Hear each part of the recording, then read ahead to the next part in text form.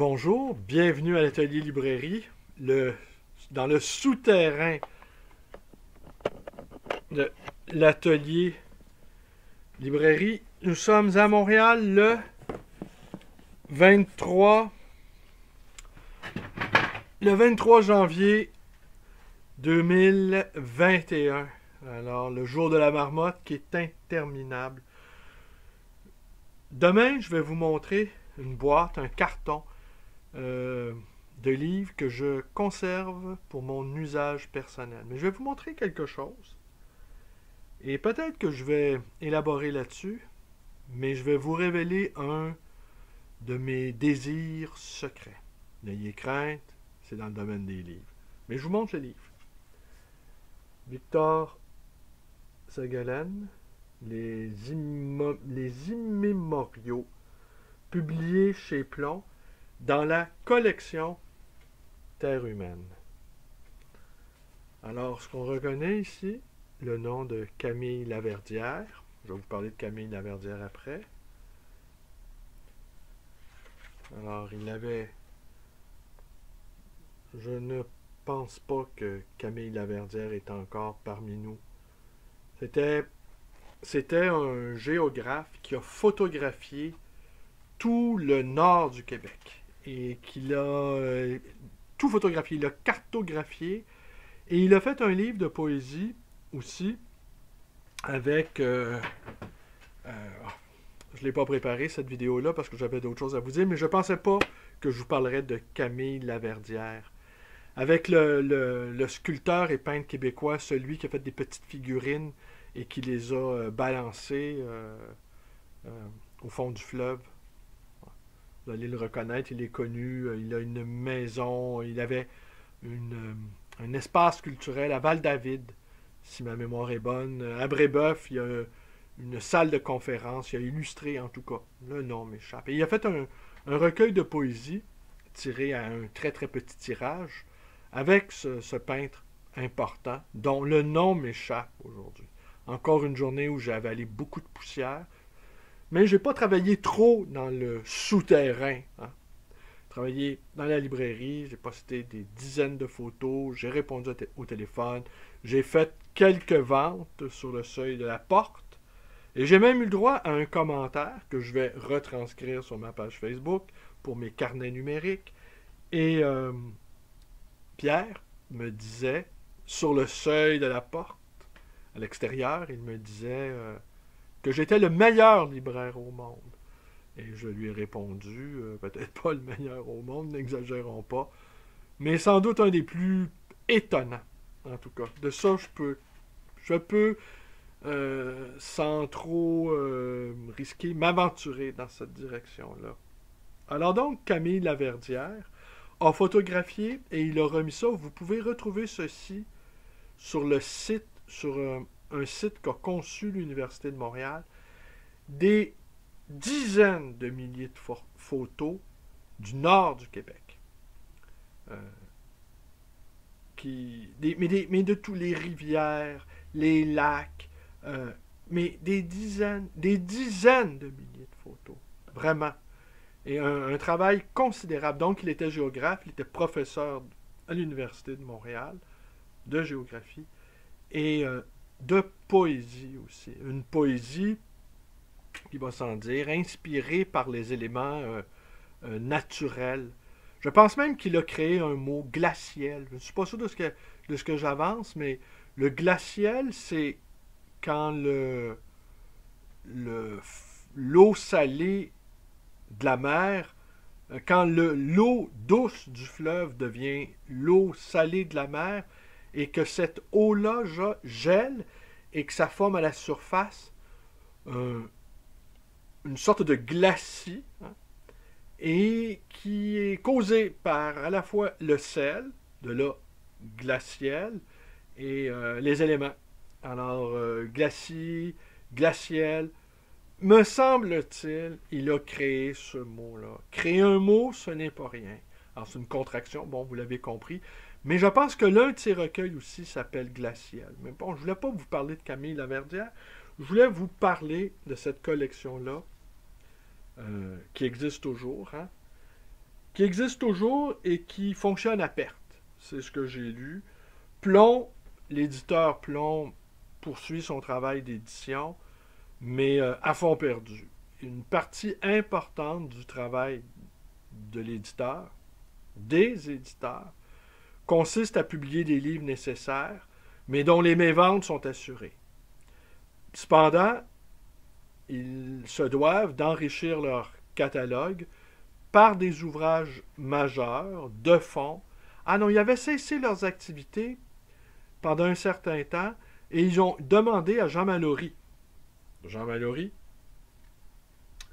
les derniers rois tulés, Jean Mallory qui a inauguré avec les derniers... Non, c'est Triste Tropique de Lévi-Strauss. Mais enfin. Et donc, Mallory, les derniers rois tulés, qui est allé... c'est un document anthropologique, c'est un anthropologue, Mallory, faire une étude sur les Inuits, ce qu'on appelait jadis les Esquimaux, dans le Grand Nord canadien. Alors, évidemment, leur mode de vie a été complètement massacré, et et même, il y a un ami qui m'expliquait que même si on mettait des fortunes colossales, le problème n'est pas là. C'est de les accompagner à petits pas dans cette modernité. En tout cas, pour eux, impossible à contourner. Nous, on peut... Parce que la modernité, ça a été un clash total. La rencontre avec l'homme occidental a été pour eux un cataclysme. Et Mallory a retenu, donc il a vécu parmi eux, il a vécu dans leurs igloos. Hein, il y avait encore des igloos au début des années 50. Alors il a vécu parmi eux et il a adopté leur religion, hein, si on veut, une religion archaïque, naturelle, l'animisme. Alors je pense qu'il est toujours vivant, mais je vais vous montrer très âgé, Mallory. Et très certainement, je vous montre ça. Ça, c'est un livre que je garde dans ma bibliothèque. Tenez, je vous le montre. Est-ce qu'on le voit bien? Oui. Je vous laisse regarder. Alors, qu'est-ce qu'on y lit? On y lit... Camille Laverdière écrit sur la page de garde, lecture terminée le 26 janvier 1959. Et il y a une carte de Jean Mallory qui dit à Camille Laverdière et Madame Laverdière, en souvenir de leur accueil si sympathique, et je pense que c'est le 5 novembre 56. Ouais. Alors peut-être faudrait vérifier. Sans doute Mallory est venu au Québec. Peut-être faudrait vérifier. Attendez. Est-ce que les immémoriaux, moi il me semble que c'est Triste Tropique, le premier ouvrage de cette collection-là. La première édition de Triste Tropique vaut une fortune. Oui, vaut une fortune. Et si elle est autographiée par Claude Lévi-Strauss, alors là, les prix sont stratosphériques. De même, voilà, que chez Plon aussi, la fameuse Histoire de la folie à l'âge classique de Michel Foucault, qui même en bibliophilie américaine, est extrêmement recherché. Bon, vous le savez, tous les auteurs de la French Theory, en bibliophilie américaine, ça cartonne. Bon, voilà. On arrive à mon point. Cette collection, donc, Terre humaine, qui est très, très, très variée, qui couvre tous les continents et qui témoignage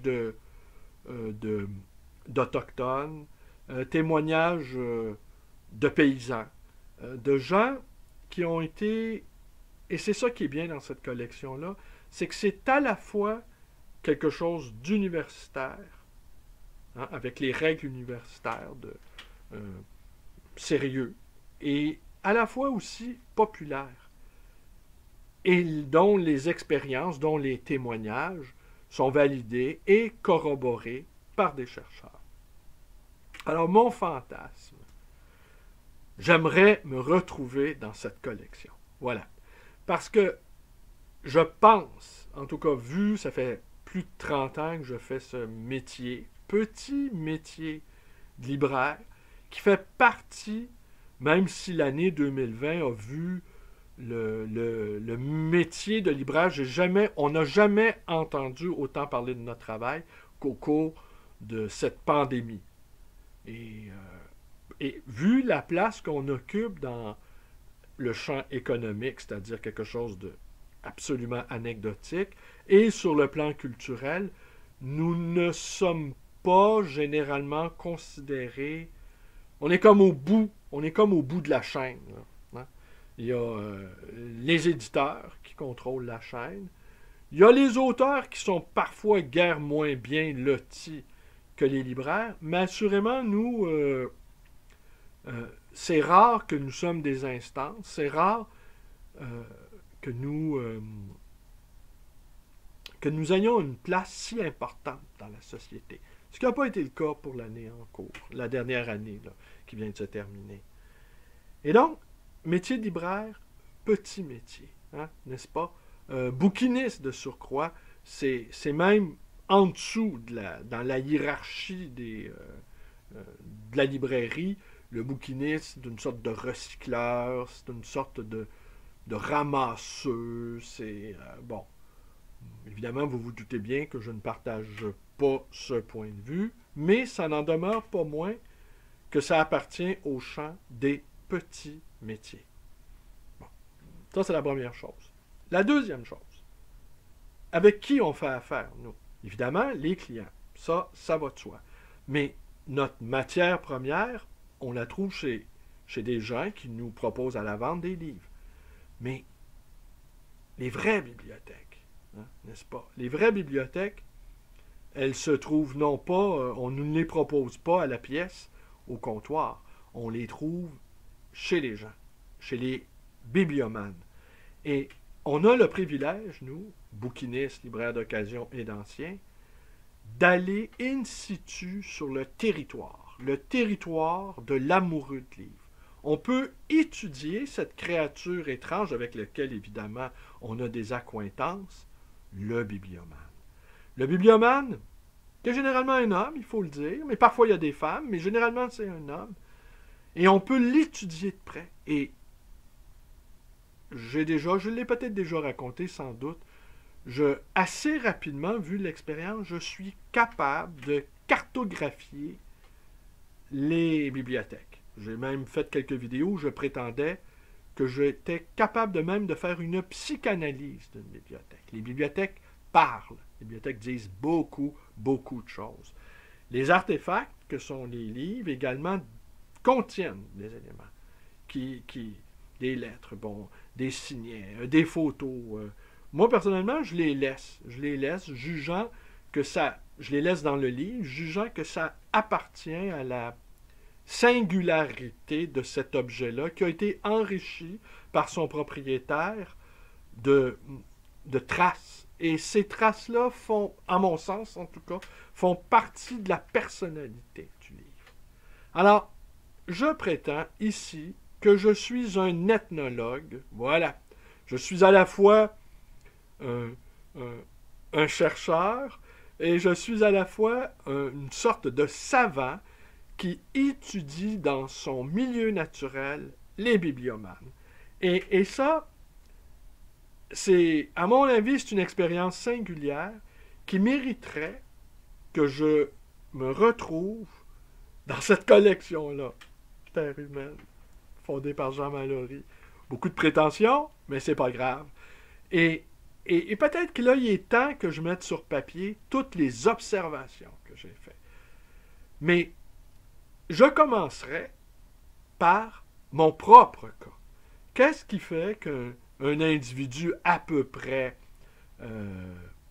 somme toute, équilibré, vit entouré d'une telle masse de livres que je traite inlassablement sans aucune fatigue. C'est ça qui est incroyable. Je n'éprouve jamais de fatigue. En fait, je suis à proprement parler infatigable. Je ne me lasse jamais de voir des livres. La fréquentation des amoureux de livres me stimule au-delà de tout ce qu'on peut imaginer, alors je partirais de ma propre histoire singulière. Qu'est-ce qui m'a amené à faire ce métier, ce petit métier, et qu'est-ce que j'y ai vu, qu'est-ce que j'y ai trouvé, qu'est-ce que j'ai analysé. Alors, qu'est-ce que j'y mettrais là-dedans? Évidemment, chaque bibliothèque a son histoire personnelle, donc la psychanalyse viendrait à ma rescousse. Chaque bibliothèque a sa singularité. Chaque bibliothèque nous dit quelque chose sur son propriétaire. Et les histoires de bibliothèque, au fond, ce sont des histoires de vie qui sont inextricablement liées à celui de notre, n'ayons pas peur des mots, civilisation. Civilisation de l'imprimé. Civilisation de l'imprimé dont certains apôtres du numérique, du tout technologique, nous ont annoncé la disparition il y a une vingtaine d'années. C'est une autre des conséquences secondaires de cette pandémie.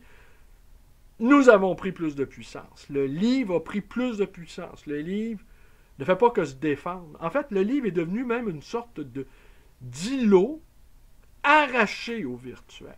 Hein? Une sorte d'objet qui échappe à la fois à la marchandisation, quoique en relevant d'une certaine manière, qui échappe au temps, qui échappe à l'espace, qui échappe au mode, qui échappe... Alors, c'est un objet qui se soustrait au virtuel.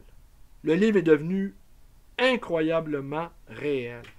Alors, avec l'objet livre a atteint une densité impossible à circonscrire.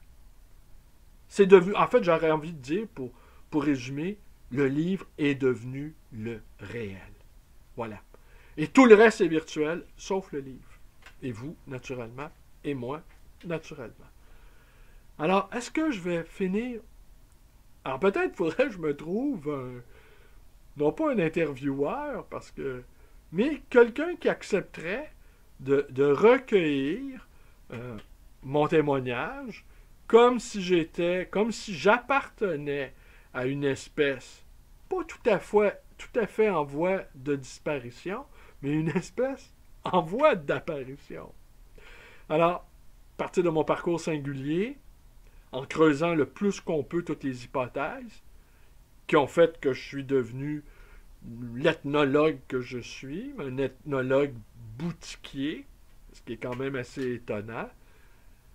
Et là, on pourrait, après ça, enchaîner, on parle de ma propre histoire, comme si j'étais une sorte de Mohican, et après, ou d'Inuit, et après, on enchaîne sur mes observations. Et comment, comme témoin, à la fois témoin de ma propre société, de ma propre civilisation. Je sais que j'ai quelques hypothèses, évidemment, qui relèvent de la famille, donc de la psychanalyse, qui relèvent aussi de mon peuple. Hein? Beaucoup s'interrogent sur comment ça se fait qu'il y a autant de poètes au Québec. Bon, moi j'aimais cette hypothèse que les poètes sont un reliquat de la parole religieuse, que les églises n'existant pratiquement plus, l'église physique en tout cas, et là, mais les âmes ont besoin de paroles, et il y a beaucoup de poètes au Québec, c'est incroyable. C'est incroyable comment il y a des poètes. C'est sans doute un des pays au monde où il y a le plus de poètes. Et cet attachement incroyable à la langue française. Les Français ont toujours été, en tout cas dans les classes supérieures, ont toujours été des anglophiles. Forcément, ici au Québec aussi, les classes supérieures ont toujours été des anglophiles. Mais non pas pour des raisons culturelles, pour des raisons économiques. Tandis que les Français sont anglophiles pour des raisons culturelles. Il n'y a pas un Québécois qui ne souffre pas, lorsqu'il visite la France, de voir les magasins qui affichent des noms en anglais. J'ai lu avec appréhension le Parlez-vous franglais de René Etiamble, publié au début des années 70, qui mettait en garde les Français contre mais le Deutschglish, l'Italo-Glish, toutes les langues reçoivent l'anglais, on va dire comme un virus. Ça, c'est une autre histoire. Hein? Il y a le variant, je me faisais la réflexion ce matin, il y a le variant anglais, qui doit coïncider avec le Brexit, il y a le variant sud-africain, il y a le variant brésilien, sont tous plus inquiétants que les autres. À quand le variant québécois, qui va être le plus épouvantable de tous les virus? Hein? Pour une fois, on ferait peur au monde. Mais alors, je ne nous souhaite pas ça. C'est une plaisanterie, second degré, deuxième niveau, c'est Astérix, c'est une blague. Bon. Mais quand même, me faisait la remarque. Le variant québécois est arrivé, tous aux abris. Bon. Où en étais-je avec tout ça? Ah oui, l'anglomanie. Alors donc, les écrivains québécois, ceux qui s'intéressent à la chose imprimée, on est des amoureux éperdus de la langue française. On l'aime comme une maîtresse dédaigneuse. On l'aime comme une amoureuse qui, non pas frileuse, mais une amoureuse peu intéressée au fond par nous. Et les efforts considérables que nous mettons à persister dans notre conatus, comme dit Spinoza, dans des conditions politiques aliénantes, c'est insoutenable. Il aurait fallu une sorte d'acte héroïque, non pas des arrangements avec le réel, des arrangements épuisants, fastidieux, inutiles. Bon, là, on a une gouverneure générale, représentante de la reine au Canada. On passe les détails. Et là, maintenant, il serait peut-être temps d'avoir un autochtone. J'espère que les autochtones vont refuser cette ignominie-là de représenter la reine, même si les statues en font encore des pupilles de Sa Majesté, des sujets dont Sa Majesté prend soin. Le Canada est le dernier pays au monde en Occident, ou le dernier pays en Occident qui a encore une loi d'apartheid. Et ça se dit un pays civilisé.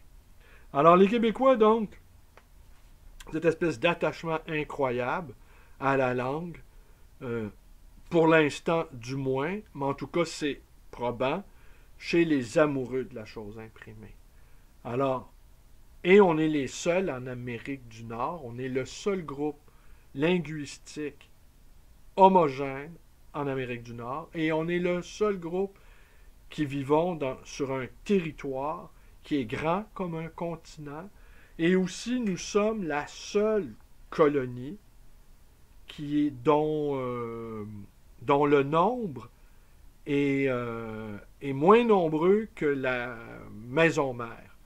Les Britanniques sont moins nombreux que les Américains, les Portugais sont moins nombreux que les Brésiliens, et les Sud-Américains sont infiniment plus nombreux que les Espagnols. Mais nous, on est la seule, notre maison mère, elle est plus vaste, elle est plus grande que nous. Alors voilà, je ne sais pas comment je vais faire pour arriver à faire cet improbable projet. J'ai quelques amis qui me pressent d'écrire, des amis qui me veulent du bien, ça va de soi, bien entendu. Mais ça fait longtemps que j'ai ce fantasme-là. Un livre dans cette collection-là. Alors, le dernier des libraires, ou le premier des libraires, ou je ne sais quel titre on pourrait donner à ce livre en 2 volets. Premier volet, témoignage, en analysant les raisons multiples, à la fois familiales, à la fois psychanalytiques, à la fois anthropologiques, à la fois culturelles, à la fois sociologiques, à la fois historiques, qui font qu'un jeune homme se prend d'un amour immodéré pour la chose imprimée, et que ce métier, qu'il en fait son métier, et que ce métier-là, il l'exerce avec une passion soutenue, une passion qui ne connaît aucun moment de faiblesse, qui lui permet, avec son chapeau d'explorateur, de décrypter in situ les bibliothèques et d'avoir des conversations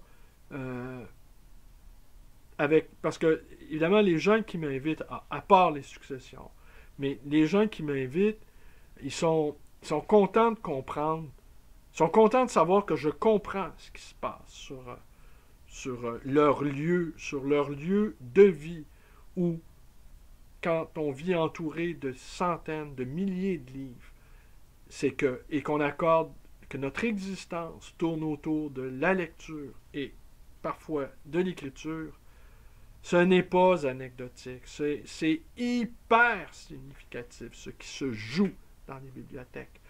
Et ce n'est pas qu'un amoncellement d'objets poussiéreux, là. Ça signifie quelque chose.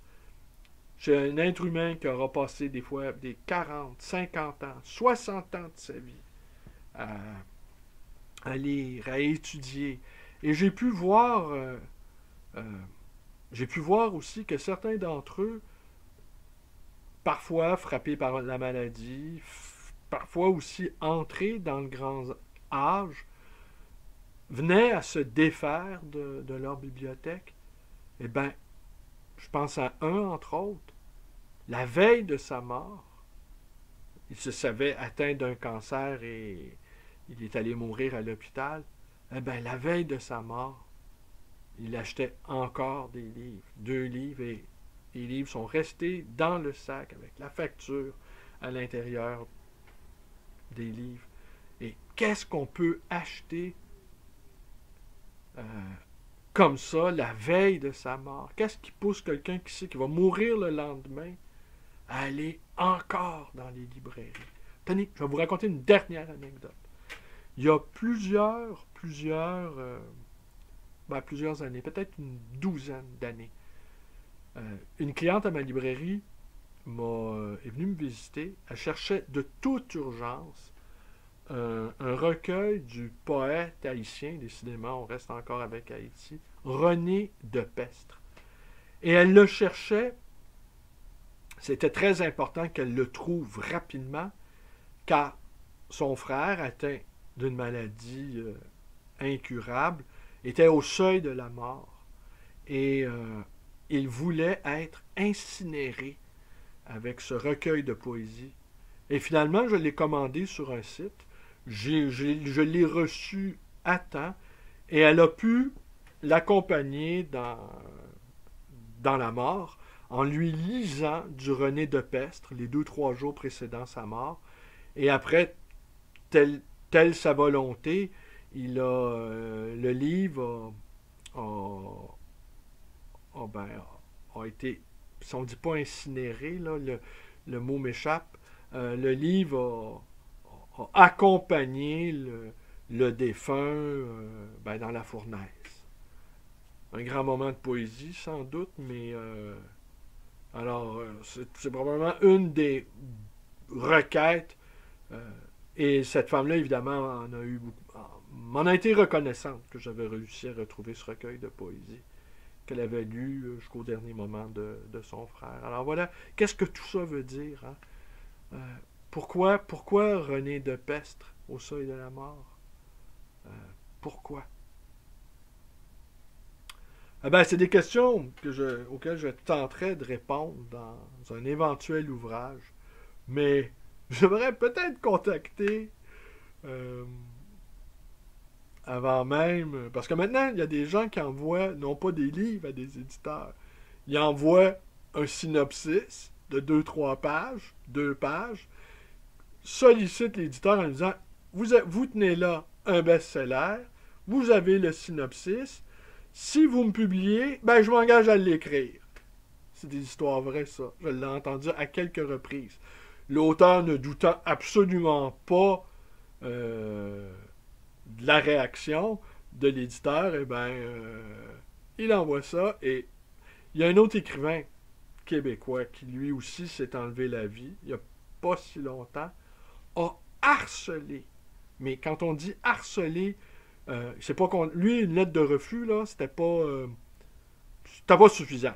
Et puis, les lettres de refus, il y a toujours un petit élément encourageant pour pas décourager les gens. Mais lui, ah ouais, il a retenu cet élément-là, il a renvoyé un autre manuscrit, et là, ben là, ils ont commencé à être un peu embarrassés, et il les a bombardés de manuscrits, et au fur et à mesure qu'il transformait son texte, en tenant compte des recommandations des lecteurs de cette maison d'édition-là, tant et si bien qu'après des dizaines de tentatives pour se faire éditer chez cet éditeur-là en plus. Il n'avait pas envoyé ça partout, là, lui. Il l'avait envoyé à un seul endroit. Il voulait être édité là, jugeant que c'était la meilleure maison d'édition au Québec. Et de guerre lasse, l'éditeur l'a publié. Ça, c'est probablement une des histoires les plus surprenantes qu'il m'a été donné d'entendre et que je partage avec vous dans ma pratique de libraire. Et ce livre-là, j'aimerais bien le lire. Mais j'en dirai pas davantage parce que c'est lié à d'autres considérations que peut-être un jour je vous entretiendrai. Alors, c'est tout pour aujourd'hui. Demain, 3e vidéo dans le souterrain, l'homme du souterrain. Demain, je vais vous montrer un carton, une boîte, comme on dit au Québec, que j'ai extrait de cette masse de livres. Et ce sont des livres qui m'appartiennent en propre. Ce sont des livres que je garde pour mon usage. Et peut-être je vais vous parler d'eux, peut-être pas, peut-être je vais juste me contenter de vous les montrer à l'écran. Peut-être je vais en dire un petit mot. Pourquoi aussi? Parce que dans cette folie-là de livres, c'est que je suis un lecteur aussi. Alors, qu'est-ce qui me pousse tout le temps? Qu'est-ce qui me pousse à lire autant? Qu'est-ce que je cherche? Hein? Qu'est-ce que je cherche? Ah ben, si je le savais, sans doute, je ne chercherais plus. Mais voilà, c'est tout. Je vous remercie d'être avec moi. Portez-vous bien. Et à demain. Et à demain, et à demain, et à demain. Jusqu'au 8 février. On finit par y arriver. Parce que de toute façon, l'esprit se met en mouvement. Tout à l'heure, je m'attendais à vous montrer le carton. Là, je suis tombé sur le livre de Ségolène. Et là, je me Mallory, Camille Laverdière. Un homme très, très bien, d'ailleurs. Ça a été une des belles rencontres que j'ai faites dans mon métier. Et lui et sa femme, un couple extrêmement amoureux. Mais là, c'est une autre histoire. Hein? Comme dit l'autre, c'est une autre histoire. Merci et bonne soirée.